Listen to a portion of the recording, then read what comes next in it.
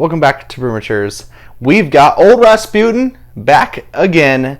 Never Say Die, rye whiskey barrel aged.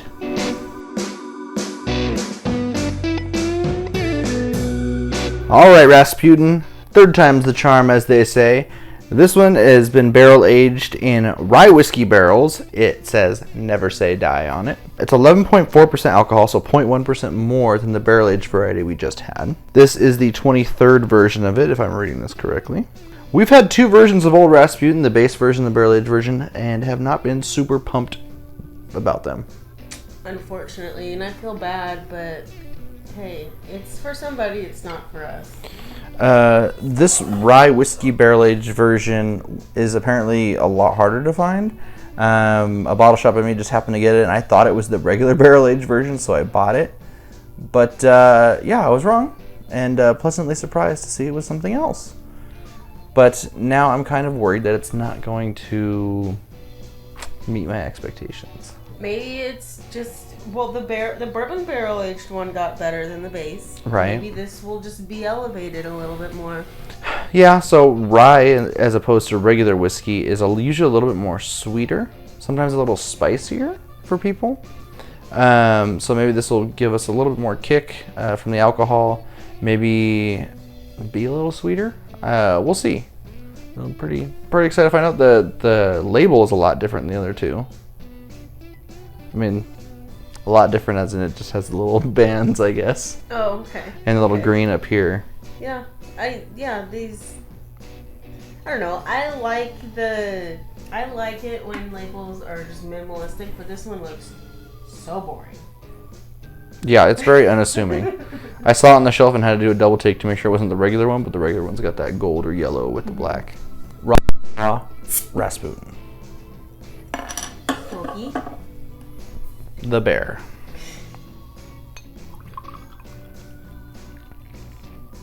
So again, pretty watery, I would say, compared to other barrel-aged stouts that we've had. There you are. Thank you. To the nose. Same? You know when you go away for a weekend? No, not the trash story again. No. That's what I'm getting. Yeah. I get it. The nose is probably the strongest thing about this, just like the barrel aged variety. But I'm getting the same nose for me. Yeah, I am too. A little bit of that vanilla, the toffee, the caramel, a lot of that woodiness, I would say. Nothing super exciting, nothing super different. You want to know what I'm getting? Trash, yeah, we get it. Trash. Oh my god. Let's just taste it.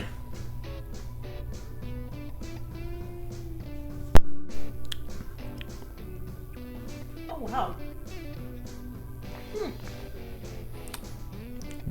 It's pretty nice. That's really interesting. How so? I feel like it tastes like, at the beginning it tastes like the bourbon barrel aged one. Right. And then it gets sweet, like you were saying, the rye whiskey is a little sweeter. It gets sweet a little bit. Yeah. And it's a pleasant surprise. I think it needed that. It brightens up the whole palate, the whole flavor profile for me. It's pretty nice. So far I'm enjoying it more than the barrel aged variety. Yeah, absolutely. As long as I don't smell it, because, I'm not into eating trash. But still, there's nothing here to wow me a lot. It's pretty good. I mean, it's surprising just because the other two we haven't enjoyed that much. But I would still, like I said, I prefer it to be a little thicker. I know you like it waterier. But yeah, I think I've still just had better barrel-aged beers. But not about to make a final judgment on it just yet. What's interesting to me is this is like their third, not maybe best, well, to us it is the best, but it's like their third iteration of their base. I feel like this is comparable to just an everyday base normal beer stout at Bottle Logic or something like that. Like this is like, oh almost. my gosh, this is so hard to find because it's so good. Blah blah blah. Well, This is just a normal stout. Think about like, I remember regular Black Tuesday when we had that. See, to me, it's not as good as Black Tuesday, Right. but that's the base version of that beer. Mm-hmm. And it's bourbon barrel aged, whereas this is coming from just an imperial stout. So that's starting at a whole new bottom, like a whole new basement level. I guess, but it's like it seems like they're trying so hard for something like this, and it comes so easy to like the brewery or Bottle Logic or anywhere else, pretty much.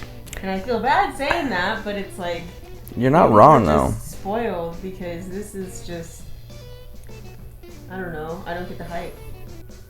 Oof. Yeah, it's not the best, but it is serviceable. The problem is the price point. This bottle, if I'm remembering correctly, cost almost as much as like a Bottle Logic bottle. Almost, I think. Really? I think if I remember correctly, this variety specifically.